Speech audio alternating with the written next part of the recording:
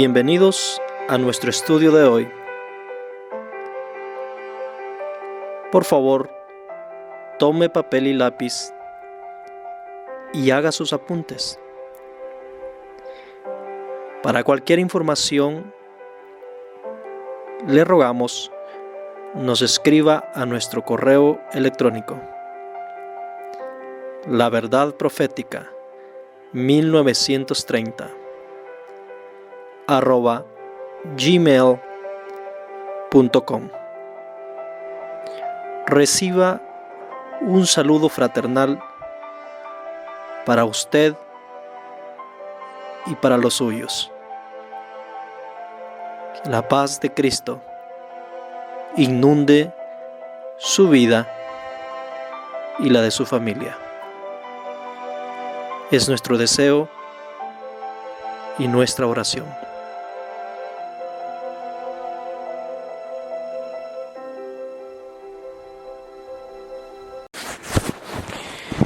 Bendito Dios que habitas en las alturas de los cielos, santificado Señor sea su santo nombre. Gracias, Dios del universo, le damos por esta oportunidad que nos ha permitido de poder reunirnos en la distancia, cada uno en su lugar donde habita, con la esperanza, Dios del cielo, de poder estudiar un poco las Santas Escrituras. Le queremos, Dios del universo, suplicar la presencia de su Santo Espíritu, rogarle, Dios de lo alto, que sea usted nuestro ayudador, nuestra fuerza, y permita, oh Dios, que nuestras mentes puedan ser, Padre eterno, iluminadas, nuestros pensamientos puedan abrirse a la voz de su Santo Espíritu para poder entender su verdad. Dios de lo alto, en tus manos nos ponemos, le suplicamos, sea usted el invitado de honor y principal en este momento de estudio. En el nombre de Jesucristo se lo rogamos. Amén. Vamos a ir al libro de San Mateos en el capítulo 4, versículo 12. Dice el versículo 12. Y cuando Jesús oyó que Juan había sido encarcelado, se fue a Galilea y dejando Nazaret, vino y habitó en Capernaum, ciudad marítima en los confines de Zabulón y Neftalí, para que se cumpliese lo dicho por el profeta Isaías, que dijo: tierra de Zabulón y tierra de Neftalí, camino del mar, al otro lado del Jordán, Galilea de los gentiles. El pueblo asentado en tinieblas vio gran luz, y a los asentados en región y sombra de muerte les resplandeció. Desde entonces comenzó Jesús a predicar y a decir: arrepentíos, porque el reino de los cielos se ha acercado. Aquí encontramos un escenario muy particular de la vida de Jesús y del ministerio de Jesús principalmente. Dice que Jesús salió de donde se encontraba en ese momento, de la región donde Herodes estaba gobernando, y se retiró, dice, rumbo a Galilea, dejando Nazaret, y habitó, dice, en Capernaum, en las áreas marítimas de Zabulón y Neftalí. Y al habitar en las tierras de Zabulón y en las tierras de Neftalí, el camino al mar de Galilea, al otro lado del Jordán, dice que les dijo algo a los habitantes de ese territorio, es decir, en las regiones del Jordán. les dijo, el pueblo que estaba sentado en tinieblas vio gran luz. Ese pueblo que estaba en una región de sombras de muerte, les dice, una gran luz les resplandeció. Ahora la pregunta es, ¿por qué Jesús le está diciendo a este pueblo en particular, a esta región en particular, que habían visto gran luz? ¿Y a qué gran luz es que Jesús estaba haciendo referencia? ¿Y por qué está advirtiéndole a este pueblo muy particularmente que estaban viendo gran luz? Bueno, primeramente, al ubicar el territorio donde Jesús está dirigiéndose o donde Jesús está diciendo estas palabras, es precisamente el territorio donde Juan el Bautista había desarrollado el ministerio, es decir, su ministerio. Y más particularmente era el territorio donde Juan el Bautista, en esa región del Jordán, donde Juan el Bautista había aparecido para predicar el mensaje de advertencia o de preparación que Dios le había encomendado a este profeta.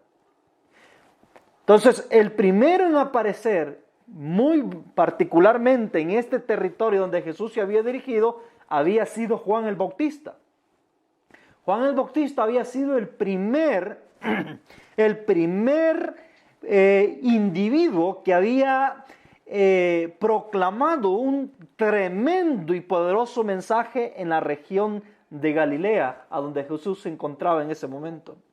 Pero ahora aún más, no solamente era Juan el Bautista, sino que ahora Jesús se había movido a ese lugar también y precisamente tenía el propósito de poder iniciar la obra del Evangelio de ese momento en ese territorio de Galilea.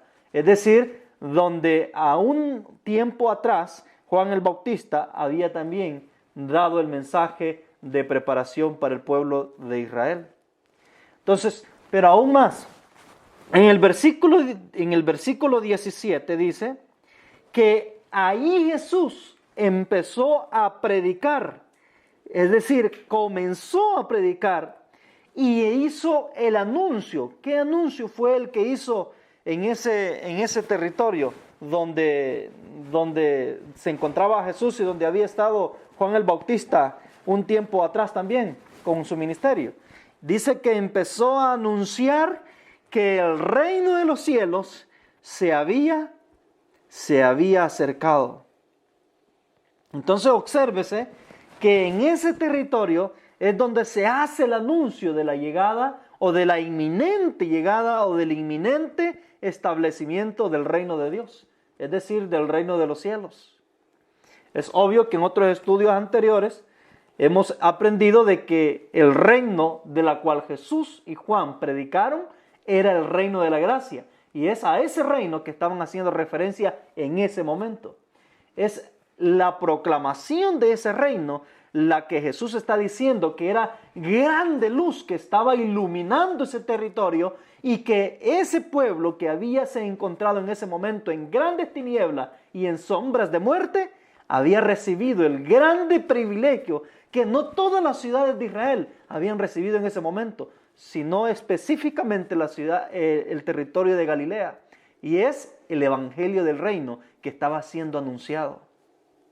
Este mismo evangelio del reino no solamente estaba siendo anunciado por el mismo Jesús, que es el que dice que se empezó a enseñar el anuncio de la llegada del reino de los cielos, sino que Juan el Bautista había concentrado también su evangelio en ese mensaje en particular. Eso lo podemos ver en Mateos capítulo 3, en el versículo 1 y 2, dice: en esos días se presentó Juan el Bautista predicando en el desierto de Judea y decía: arrepentíos, que el reino de los cielos se ha acercado. Obsérvese también que el tema principal, el punto principal del evangelio de Juan el Bautista, o en los labios de Juan el Bautista, fue precisamente anunciarles que el reino de los cielos había se acercado. Así es de que ese territorio, muy particularmente cuando Jesús está diciendo que le brilló gran luz, no fue simplemente por puras palabras de lo que Jesús estaba diciendo, sino verdaderamente porque dos grandes hombres iniciaron su ministerio en ese lugar. Dos grandes hombres tuvieron como epicentro del esparcimiento del evangelio, del reino, precisamente en el mismo lugar. Tanto Juan el Bautista como el mismo Jesucristo.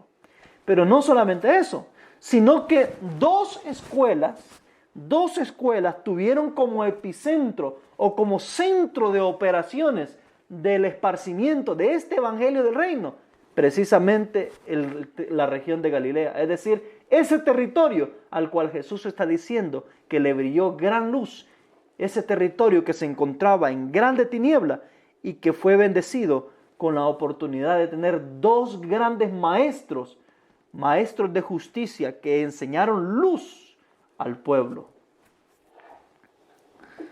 Así es de que, mis hermanos, esa luz es que queremos o quiero quizás que hablemos un poco en este estudio. Ya hemos visto que de ese territorio los dos grandes hombres que fueron comisionados en Israel para proclamar el anuncio del reino, uno para anunciar la llegada del reino de la gracia y el otro para poder establecer el reino de la gracia, surgieron del territorio de Galilea, es decir, de ese territorio olvidado o de ese territorio desprestigiado. Incluso Galilea era uno de los territorios más bajeros de la nación israelita. En realidad, en Galilea se encontraba el lugar más desechado por todas las ciudades de Israel, y era el lugar de Nazaret. Por eso decía que saldrá algo bueno de Nazaret. Entonces, por eso es de que la percepción que se tenía del territorio de Galilea, la percepción que se tenía de toda la región de Galilea, esa Galilea, incluso, si usted se habrá notado, se le llamaba Galilea de los gentiles. No crea que era buen nombre el que tenía. O al hecho de que los judíos, al hecho de que la gente de la región, de la nación, le llamara a Galilea, Galilea de los gentiles. No crea que era buen título ser llamado de esa manera en el tiempo de Jesús. ¿Sabe cómo es que los judíos consideraban a los gentiles? Los judíos consideraban a los gentiles como perros. Entonces, al llamarle Galilea de los gentiles, ¿sabe qué le están llamando a ese lugar? La ciudad de los perros. Es decir, la ciudad, el territorio más bajero del territorio. Es decir, de toda la nación. Entonces, pero esta Galilea de los gentiles, esta región, dice que era la más desechada, que era la más oscura, la más detestable delante de los ojos de los judíos, que era lo más vil que quizás tenían los judíos, o por lo menos así la consideraban. Dice, esta región llegó a ser grandemente bendecida al tener dos grandes hombres que trajeron una verdad, porque ambos trajeron la misma, una verdad singular que iluminó no solamente a esta nación, sino que sería el mensaje central que más tarde iluminaría a todas las naciones y que por consiguiente traería el fin de la historia de este mundo. Este territorio desechable. Ahora, es obvio y evidente que ningún judío se iba a imaginar o iba a pensar o iba a crecer que de Galilea pudiese salir algo bueno, algo aceptable, algo productivo para la nación. Así es de que había un concepto y había un prejuicio sumamente negativo sobre este lugar, un concepto totalmente en oposición a lo que la idea general de los judíos tenían sobre los verdaderos mensajeros de Dios y de dónde se pretendía que deberían de proceder.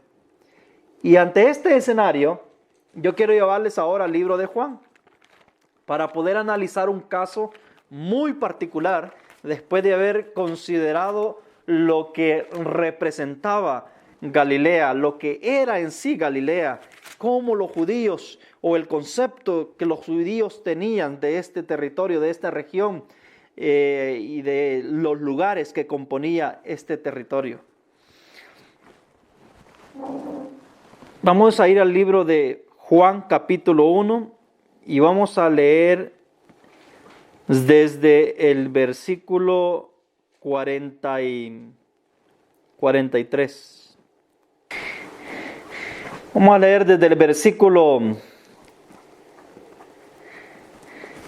versículo 40. Andrés, hermano de Simón Pedro, era uno de los dos que había oído a Juan y le habían seguido. Este halló primero a su hermano Simón y le dijo: hemos hallado al Mesías, el Cristo. Y le trajo a Jesús. Y mirándole Jesús, dijo: tú eres Simón, hijo de Jonás. Tú serás llamado Cefas, que quiere decir piedra. Y el siguiente día quiso Jesús ir a Galilea y halló a Felipe y le dijo: sígueme. Y Felipe era de Betsaida, la ciudad de Andrés y de Pedro. Aquí ustedes podrán encontrar las primeras elecciones que Jesús está haciendo. Y si usted ha considerado los que Jesús está eligiendo, o por lo menos estos que describen en estos versículos de lo que Jesús está eligiendo, todos son galileos. O sea, que no eran judíos, eran judíos, ¿no? Sí eran judíos, pero recuerden cuál era el apodo o cuál era la identidad que tenía Galilea.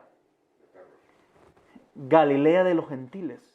Es decir, un territorio marginado, un territorio desechado por la sociedad. Básicamente lo que vivía en Galilea o quienes vivían en Galilea eran personas del vulgo, personas de bajo rango, personas de una sociedad, de la sociedad más baja que aparentemente existía en la nación judía. Y ustedes están observando en esta lectura que Jesús está haciendo la elección de sus discípulos. Y precisamente la está haciendo en toda la región de Galilea. Ahí podremos ver a Pedro, podremos ver a Juan. Varios de estos discípulos incluso que está eligiendo eran pescadores porque pescaban en el mar de Galilea. Es decir, pescaban en esa región. Esa era la vida de ellos. Esa era la condición de ellos para poder subsistir en la nación. Ahora, era una nación transitada y que es probablemente a lo que se creía o se pensaba de que por lo cual se le marginaba tanto, porque era una región bastante transitada o era la puerta de entrada de muchos gentiles que pasaban por esa región para entrar a Israel y cruzaban por Galilea. Entonces, y es evidente de que la influencia de los gentiles había hecho bastante eco en el territorio de Galilea. Y que es una de las razones por lo cual se le está llamando Galilea de los gentiles. Pero de diversa forma, o por diferente razón, la nación judía marginaba ese territorio y consideraba ese territorio como un territorio bajo, un territorio de lo más bajero que la nación tenía. Sí, de humilde, de pobres. ¿Me explico? Entonces ahí Jesús, en ese epicentro, en ese lugar, entonces está haciendo la elección y está eligiendo a aquellos que van a servir en la escuela de Él para poder transmitir el mensaje del reino a toda la nación judía. Así de que está haciendo la elección, ha elegido a Juan, ha elegido a Santiago, ha elegido a Pedro y ha empezado a elegir a varios de los discípulos de su escuela. Entonces, si ustedes notan, dice que cada uno iba encontrando a uno. Y cuando lo encontraban, era traído a Jesús. Y entonces vemos el relato de Felipe en el versos 44. El verso 43. Y el día siguiente quiso Jesús ir a Galilea y halló a Felipe y le dijo, sígueme. Y Felipe era de Betsaida, de la ciudad de Andrés y de Pedro. Versos 45. Viene Felipe y encuentra a Natanael. Y le dijo, hemos hallado a aquel de quien escribió Moisés en la ley y los profetas, a Jesús de Nazaret, el hijo de José. Miren lo que hace Felipe. Felipe viene, lo encuentra a Jesús, lo llama, lo elige como uno de sus discípulos y ahora Felipe encuentra a Natanael y le da las buenas nuevas a Natanael. Natanael también era de la misma región, pero no de Nazaret. Pero sí era de Galilea. Galilea era como la provincia, es decir, toda la región que estaba compuesta por diferentes poblados, diferentes comunidades. Y una de esas comunidades, que era la peor de todas las comunidades, era Nazaret. O sea, de entre lo peor había algo, estaba el pueblito, de entre toda la región que era lo peor para la nación, estaba el pueblito peor de todos los demás. Pero el punto era que el Señor, viene Felipe y Felipe va, lo busca, lo encuentra y le dice, hemos hallado al Mesías, aquel de quien habló ¿quién? Los profetas, Moisés, es decir, la ley y Moisés. Y entonces Natanael responde en el verso 46, ¿de Nazaret puede salir algo bueno? Es la primera pregunta que viene a la mente de él. ¿Existirá la posibilidad que de Nazaret, de lo peor de la región de Galilea, pueda realmente salir algo bueno? Natanael no era cualquier individuo. Era un individuo inteligente. Era una persona estudiosa. Era un fiel devoto de las promesas de la llegada del Mesías. Sí, lo era. Era un individuo que creía plenamente en todo lo que los profetas habían dicho. Ese era el perfil de Natanael. Esa era la característica, la peculiaridad. Se dice también de este hombre que era un hombre de mucha oración.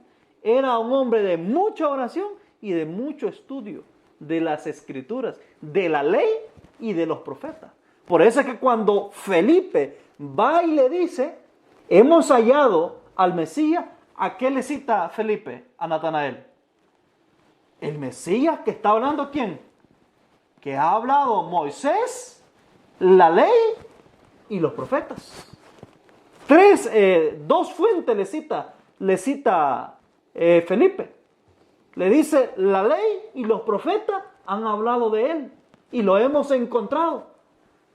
Entonces, Felipe sabía que el fundamento que él estaba dando a Natanael para confirmarle de que lo que habían encontrado era el Mesías, era un fundamento fuerte que Natanael no iba a pasar por alto. Porque precisamente se describe, y como vamos a ver más adelante, se describe a un Natanael investigador de las Escrituras y fiel creyente de la ley y de los escritos de los profetas. Y un hombre de mucha oración. Pero sin embargo, había un prejuicio. Había un prejuicio como cualquiera podía tener en ese tiempo. Un prejuicio como cualquier judío podía pensar al respecto cuando le están diciendo que ese Mesías de la cual se está anunciando era precisamente el hijo de José. El hijo de José de Nazaret. Y obviamente en ese instante se le viene el prejuicio a la mente, es decir, se le viene la pregunta a la mente. ¿Es posible que de esa aldea, de ese territorio, de ese lugar, pueda salir verdaderamente algo bueno? Esa fue la pregunta que él se hizo. Y a ojo, hermanos queridos, él no era la primera vez que estaba escuchando del Mesías. Esta no era el primer anuncio, no era lo primero, la primera persona que le estaba diciendo que Jesús era el Mesías.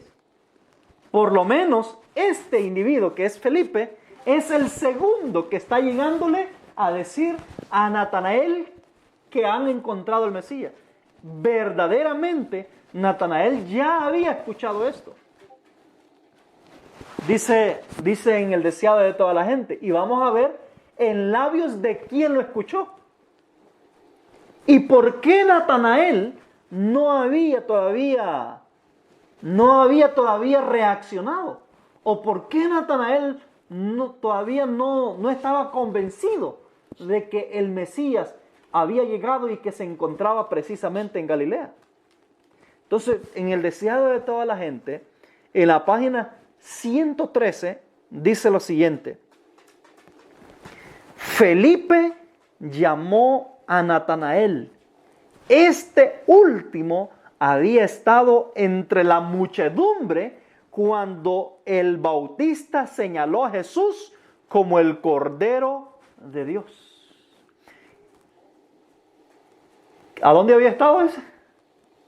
¿Quién era el primero que le había dicho a Natanael que ese era el Mesías?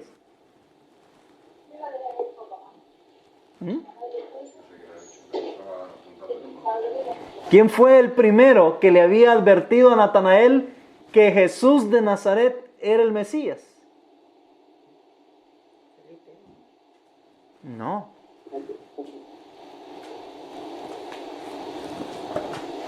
¿No fue Felipe? No, hermano, ese es el segundo. Vuelvo a leer la lectura, deseado de toda la gente, página 113. Volvamos a la lectura y pongamos atención. Dice: Felipe llamó a Natanael. Este último, es decir, Natanael, había estado entre la muchedumbre cuando el Bautista señaló a Jesús como el Cordero de Dios. ¿Quién fue el primero que le había advertido o que le había anunciado a Natanael que Jesús era el Mesías? Era Juan el Bautista. Y ahora la pregunta es: ¿creía Natanael al mensaje de Juan el Bautista? ¿Era un seguidor Natanael de Juan el Bautista? Sigue diciendo la cita. Natanael dice, al mirar a Jesús, es decir, cuando Juan el Bautista hace el anuncio, anunciando que Jesús era el Mesías, dice, al mirar a Jesús, Natanael quedó desilusionado. ¿Cómo quedó? Decepcionado. Y preguntó: ¿podría ser el Mesías este hombre que llevaba señales de pobreza y de trabajo? ¿Cuál fue la primera pregunta que se formuló Natanael?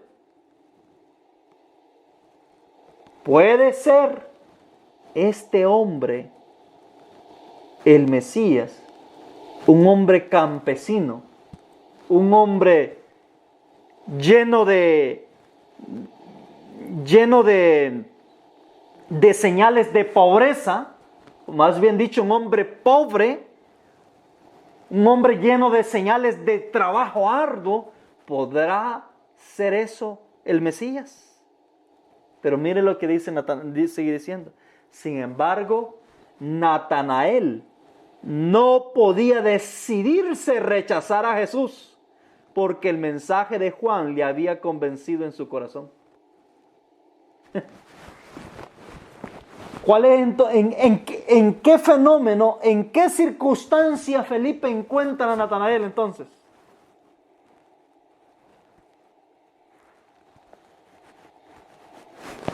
¿En qué circunstancia Felipe encuentra a Natanael? Felipe encuentra a Natanael en un valle de indecisión, en un gran conflicto en su mente. Lo encuentra en una lucha terrible entre él y el Espíritu de Dios. Así lo encuentra. ¿Desde cuándo Natanael está con ese gran conflicto, en esa gran lucha?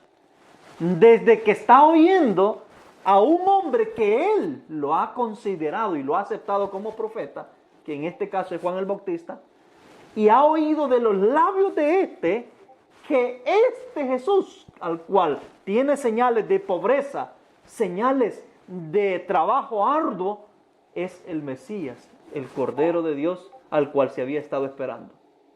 Obsérvese de que estamos ante el escenario de un Natanael en un valle de indecisión. Su mente está trastornada.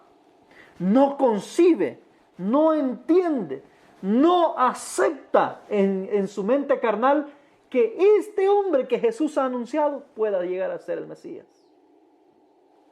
Pero por el otro lado, entiende que Juan es profeta de Dios. Sabe de que Juan es un mensajero enviado de Dios. Y que sabe de que si es enviado de Dios y que si es el Espíritu quien habla a través de Juan, no puede estar mintiendo. Entonces hay una pelea en sus pensamientos. Hay una guerra en sus pensamientos. Hay un trastorno en su mente desde el momento que está escuchando a Juan el Bautista. Y de ahí en adelante, Natanael está en un valle de indecisión. Sabe de que todo lo que está aconteciendo, es decir, todo lo que se ha dicho, todo lo que se ha mencionado, en este caso Natanael está consciente, sabe por un lado, de que lo que Juan está diciendo puede ser verdad. Pero por el otro lado está la pelea de la carne, está el otro espíritu en este valle de indecisión en la cual él se encuentra. Hay otro espíritu que le está diciendo, pero ¿cómo puede ser eso el Mesías? ¿Cómo puede ser ese el Salvador del mundo? Este pobre, este hombre sin ningún cargo, sin ninguna posición, sin ningún vislumbre que pueda identificar, que pueda decir que verdaderamente, o nos pueda dar garantías que verdaderamente es el Mesías.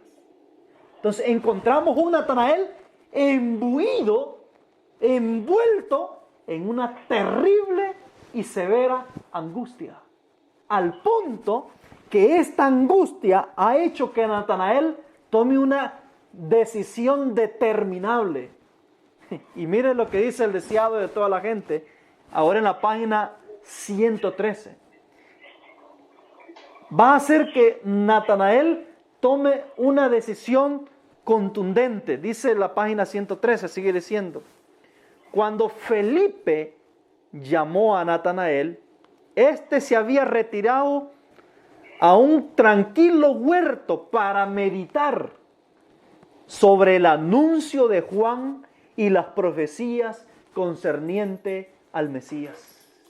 ¿Qué es lo que había hecho Natanael? Dice que se había retirado, es decir, la incertidumbre, la confusión que le causó el mensaje de Natanael a su vida, el mensaje de Juan el Bautista a su vida, la gran incertidumbre y la gran lucha que tenía en su corazón en relación de armonizar el mensaje de Juan el Bautista con lo que él como judío había aprendido toda la vida, le había causado terrible agonía que lo había llevado a aislarse y a ir a un lugar en particular para buscar una respuesta de parte de Dios. Esto es un paralelismo con lo que está pasando ahora. Claro. Entonces nótese y dice, ¿qué es lo que hace Natanael en esta circunstancia, en esta situación? Y situación que todo aquel que se encuentra con la verdad tiene que afrontar, tiene que vivir. Es el mismo procedimiento que ocurre en todas las edades. Porque hemos aprendido de que en cada circunstancia o cuando un mensaje del Señor viene, siempre va a haber un momento de prueba. un momento de difíciles decisiones que hay que tomar. Siempre en nuestros pensamientos, siempre nuestro corazón va a ser impactado, ya sea por el Espíritu de Dios que nos está hablando, o ya sea por el otro espíritu que está tratando de ennublecer y confundir nuestros pensamientos. Es una lucha lo que llevo estudiando. ¿Me doy a entender? Entonces, ese es el conflicto que Natanael está enfrentando. Yo quiero que ustedes se metan en los zapatos de Natanael y que podamos comprender a plenitud lo que este discípulo estaba afrontando. Y que de la misma manera tomemos las mismas decisiones que este discípulo hizo. Porque esa decisión que este discípulo hizo es la que nos va a llevar a poder conocer si verdaderamente algo viene de Dios o no viene de Dios. Pero en este caso él, porque lo habló Dios, le dijo, en este momento estaba alerta y claro, se quedó. ¿Quién puede saber que en ese momento estaba ayudado? Pero no más que Dios. Por eso se dio cuenta. No, Dios habla de diferente forma. Era más difícil. No, es el mismo. Dios no es el mismo ayer, hoy y siempre. Tiene diferentes formas para hablarle a sus hijos. Y tiene diferentes maneras para dejarle saber que es Él quien te está hablando. Es decir, independientemente de lo que sea, porque es así. En todo tiempo Dios ha hablado de diferentes formas. Hubo otros tiempos donde Jesús no estaba ahí presente, donde Jesús no habló. Pero es decir, no hablaba personalmente, pero comunicaba a Dios de una y mil formas. Daba suficiente evidencia para que la persona o el individuo se diera cuenta que Dios era el que estaba hablando. Y que Dios era el que estaba comunicando cualquier comunicado que Dios estaba dando al mundo. Entonces, en este caso estamos con el escenario de Natanael. Dice que se había retirado a un huerto tranquilo a meditar sobre el anuncio de Juan y las profecías concernientes al Mesías. Entonces, ¿qué es lo que estaba estudiando en ese huerto? Todas las profecías concernientes ¿a qué? Al Mesías. Todas las profecías que habían hablado los profetas concerniente al Mesías, ahora él estaba investigando, pero no solamente estaba haciendo eso, no solamente estaba reestudiando para reconsiderar todo la palabra profética que había anunciado acerca de Jesús, sino que sigue diciendo la cita, estaba rogando a Dios. Mire lo que estaba rogando a Dios. ¿Qué es lo que estaba pidiendo? Estaba rogando a Dios que si el que había sido anunciado por Juan era el libertador, que se lo diera a conocer. Mire la sinceridad del hombre. Mire la sinceridad de este discípulo. Sabiendo y reconsiderando su impotencia, considerando de que era impotente para poder determinar qué era lo correcto y qué era lo verdadero, se dirigió a Dios, reinvestigó otra vez las Escrituras y dice la inspiración que le empezó a rogar a Dios para que le mostrara si lo que Juan había dicho era verdad en relación al Mesías. O sea que Dios le respondió, claro, la mostró. Y el Espíritu Santo descendió para impartirle la seguridad de que Dios había visitado a su pueblo y le había suscitado un cuerno de salvación. ¿Sabe cuál es la primera lección que aprendemos de esta escena? Es que todo sincero, donde va a acudir en un momento de incertidumbre y de confusión, no es a ninguna fuerza humana, va a acudir directamente a Dios. Ese es el primer principio. Cuando usted ve a un hermano que en lugar de acudir a Dios, acude a un pastor, acude a un anciano de iglesia, acude a un hermano, acude al internet, acude allá o acude aquí, ese no es sincero. Y es imposible que la verdad pueda llegar a él. El principio de un sincero de corazón, el principio de un verdadero hijo de Dios, es que cuando se topa con la verdad y se encuentra con el mensaje de Dios y entra en confusión porque su mente ha entendido otra cosa, porque sus pensamientos han entendido otra cosa, lo primero que va a hacer es ir al Señor. Juan pudo haberse dirigido a los ancianos de la ciudad, a los ancianos del sector donde él se reunía, de la sinagoga donde él asistía. Juan pudo haber interceptado a un escriba, a un fariseo, a un doctor de la ley. Pudo haberle pedido que le explicara por qué Juan el Bautista estaba haciendo el anuncio de que el Cordero de Dios era uno de procedencia de Nazaret. Pudo haber indagado en sus amigos, pudo haber indagado en otros. Y mire, la Escritura nos dice que Felipe y Natanael eran así de amigos. Eran íntimamente amigos. ¿Y sabe el escenario que estamos viendo acá en este libro en el libro de Juan y en el deseado de toda la gente? Ni a su íntimo amigo había acudido Natanael para interrogarlo o para ver la opinión que éste tenía en relación a lo que Juan había anunciado. Ni a su íntimo amigo, sino que Natanael, conociendo y sabiendo que a esta situación, a esta circunstancia, la única salida, la única solución para llegar a un punto sin temor a equivocarse, era acudir al mismo Dios. Claro, por aquí él El sabía.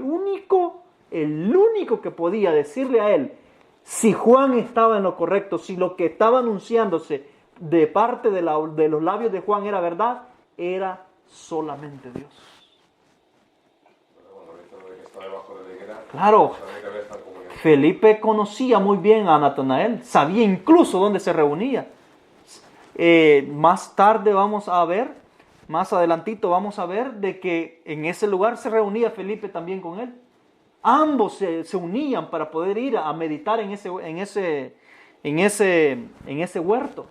Pero en esta ocasión Natanael no había convidado a Felipe. Felipe no había ido. Él solito se había ido.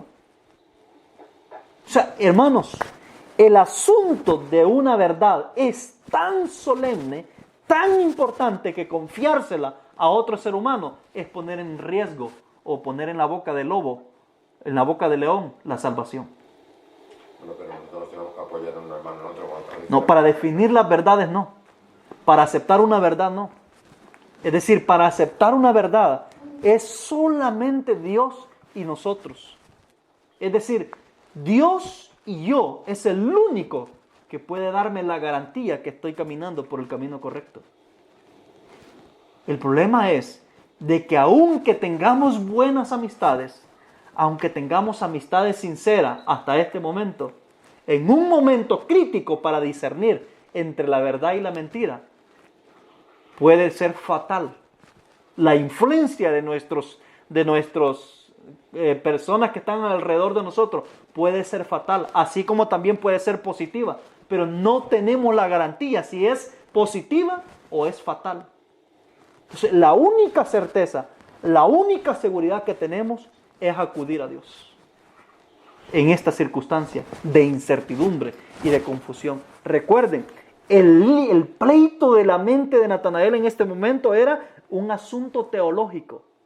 Los escribas, fariseos y sacerdotes habían enseñado una cosa en relación al Mesías. Ahora venía un profeta que estaba anunciando otra cosa totalmente diferente a lo que todos creían o la generalidad de la gente creía. Natanael también entendía y sabía que si él rechazaba el anuncio de Juan, si rechazaba a Jesús como el Salvador y el Mesías, él sabía que se iba a perder. Porque verdaderamente todo el que rechaza deliberadamente una verdad que viene de Dios, Dios no lo puede salvar. Porque es un acto de rebelión. Es un acto que Dios no puede perdonar. El pecado que Dios no perdona es el acto de rebelión. Este mismo pecado de rechazar una verdad deliberadamente es a lo que Jesús le llamó en otra circunstancia el pecado que no tiene perdón y para la cual no se ha hecho expiación, que es la blasfemia contra el Espíritu Santo. Porque todo mensaje, toda verdad que ha venido a lo largo de la historia ha sido traída por el Espíritu Santo. Cuando se rechaza tal verdad, a quien se le hace afrenta es al Espíritu Santo. Y el Espíritu Santo tiene un privilegio o tiene una facultad que no tiene Jesús y que no tiene el Padre.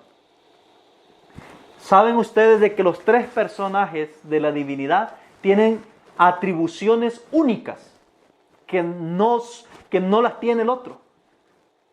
Por ejemplo, el Hijo tiene una atribución. ¿Sabe cuál es la atribución? Perdonar el pecado. Esa atribución no la tiene el Espíritu Santo. Ni el Padre. Ni el Padre. Cuando rezamos al Padre Nuestro, decimos perdona los pecados. A través de Cristo. Él no puede perdonar los pecados si no es a través del Hijo. Es decir, el Hijo es el que tiene la facultad de poder otorgar el perdón del pecado, porque Él fue quien pagó el precio por ese pecado. Pero siempre se ha dicho que Jesucristo es nuestro abogado, pero al final el juez es Dios. Entonces, ¿cuál es la facultad de Dios? ¿Cuál es la facultad del Padre? Juzgar. Ese es el derecho que Él tiene, de juzgar.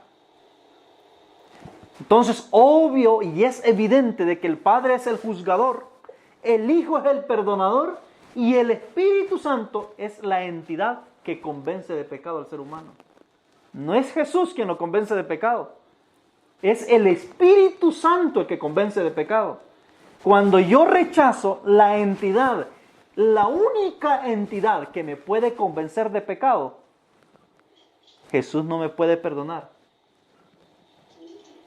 ¿Me doy a entender? Jesús no me puede perdonar, porque Jesús solamente puede perdonar a aquel que se arrepiente. Y aquel que se arrepiente solo se puede arrepentir si el Espíritu le pone el deseo de convencerse de pecado. Por eso Jesús dijo: enviaré el Consolador y Él os convencerá de pecado y de juicio. Entonces, cuando Jesús dijo, todo pecado es perdonado, menos la blasfemia contra el Espíritu Santo, es porque si se rechaza el Espíritu Santo, se está rechazando el único instrumento que Dios ha designado a la humanidad para que el hombre pueda encontrar el arrepentimiento. Entonces, cuando Jesús le dice esto a los fariseos, se los está diciendo porque precisamente los fariseos están diciendo que la doctrina de Jesús y los prodigios que Él está haciendo, lo está haciendo con el espíritu de Satanás, confundiendo la obra del Espíritu Santo con el espíritu de Satanás. Al decir que Jesús estaba predicando la doctrina y sanando enfermos con el espíritu de Satanás, con el espíritu de Beelzebú, desde ese momento le están haciendo una afrenta al Espíritu de Dios. Y por eso, en respuesta a ellos, Jesús les está diciendo, todo pecado es perdonado, pero la blasfemia contra el Espíritu Santo no tiene perdón ni en esta vida ni en la venidera. Dios no la puede perdonar. Entonces, obsérvese de que este es el factor principal que se da en el momento cuando una verdad llega a los oídos de una persona. Y se enfrenta con esta realidad, la misma realidad con la que se enfrentó Natanael. Él sabía los riesgos y sabía que los riesgos y las consecuencias iban a ser eternas según la decisión que él hiciera. Y por esa decisión, considerando que es una decisión que va a tener repercusión eterna, no se atrevió a confiarle esa decisión a ningún individuo, ni aún a su mejor amigo, sino que decidió buscar a Dios. Dice en el deseado de toda la gente, pero ahora en la página 114. Felipe sabía que su amigo Natanael, mire cómo lo llama, su amigo Natanael escudriñaba las profecías. Decir Felipe lo sabía. Sabía que Natanael era un investigador de las profecías. Y dice, y como sabía que era un escudriñador de las profecías, conocía exactamente el lugar donde Natanael escudriñaba las escrituras. Y entonces dice, y lo descubrió en su lugar de retiro, mientras oraba debajo de una higuera, donde muchas veces habían orado juntos, ocultos por el follaje. O sea, muchas veces, dice, Felipe y Natanael habían estado bajo ese follaje orando juntos. Probablemente estudiando, investigando.